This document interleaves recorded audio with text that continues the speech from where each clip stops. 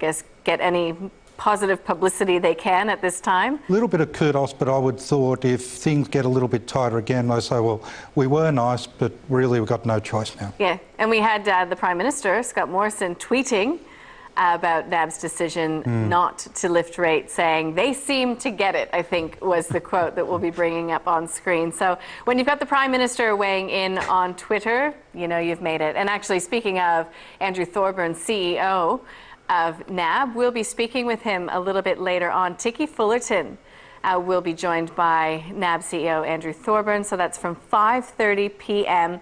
right here, Sky News Business. So we'll find out what's behind the decision to keep these variable rates on hold and where to from here. So when potentially he might look to lift rates, because Julia Lee from Bell Direct, the cost of funding is rising. There's no argument out there about that. Absolutely. Look, NAB's the odd one out for the time being, but in my view, NAB's the most likely to possibly do a capital raising. So perhaps it's not lifting rates, getting a bit of, I guess, good publicity out there, because the Tier 1, the core equity Tier 1 capital ratios will move up to 10.5% very shortly. NAB's probably at the greatest risk that it will either need to do the dividend reinvestment plans or a conjunction of the dividend reinvestment plans together with an equity capital raising to get there over the next 18 months. So look, I think an interesting move by NAB. I think it'll be interesting to see whether we do see NAB doing a capital raising instead over the next 6 to 12 months, and perhaps, you know, just a little bit of good publicity and a bit of marketing before that might happen. On it, should mention that we do have the Royal Commission into the financial services space ongoing in Melbourne. Insurers are very much the focus of the next 2 weeks. We do have IA Group, looks like it'll finish quite flat. Suncorp down just marginally. QBE off by 0.4%. Julia, do you think that the insurers and how they're performing today has anything to do with what's coming out in Melbourne, or is this more a reflection of what's happening on the macro front?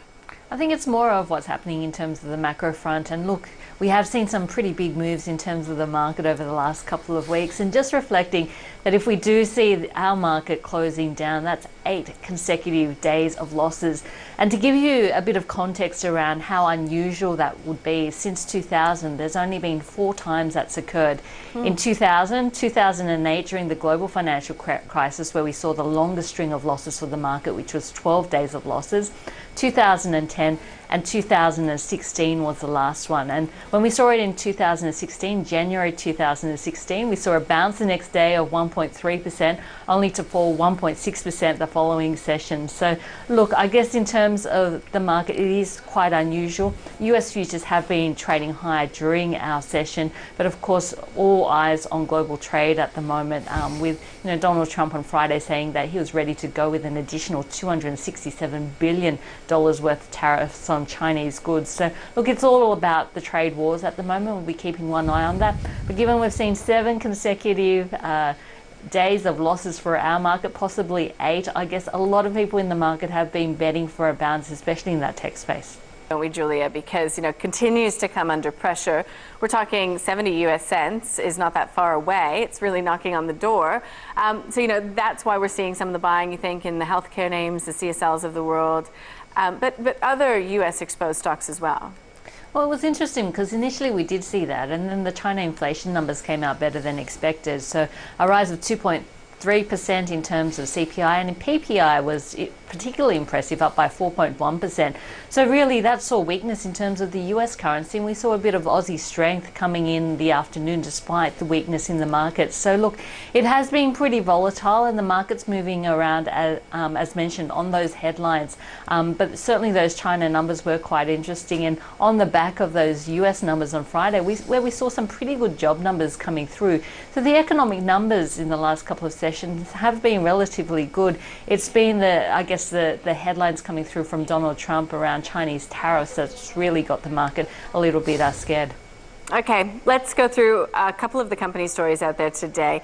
Not a lot, but we did hear from Primary Health, and shares got a really healthy boost, excuse the pun, after it spent a bit of money.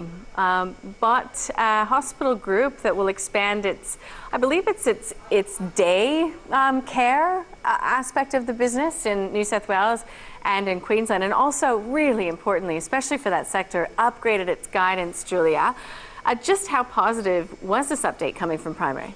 This is nice to see, given the string of bad news that we've seen from Primary Healthcare. So this is an acquisition and an upgrade, and it does come after reporting season where the company downgraded its FY19 net profit expectations by 9%, and it also launched a $250 million rights issue. Look, possibly part of that rights issue was due to this acquisition, which is a Montserrat Day Hospitals. This is a hospital that's, well, a range of hospitals owned by doctors, 14 day hospitals, which are mainly in Queensland. I think the forecast EBITDA is around about $7 million, and they'll see an upfront payment of $75 million for this, plus some further contingent payments. But look, for Primary Healthcare, I think it's all about diversifying its cash flow. We know that the medical centre business has been under pressure in terms of GP revenue, and while it's got strong pathology, it does diversify its revenue streams, especially away from some of those Medicare-reliant revenue streams through its medical centres. So look, the market took the news well, and I think it's a positive news. That's what I was just going to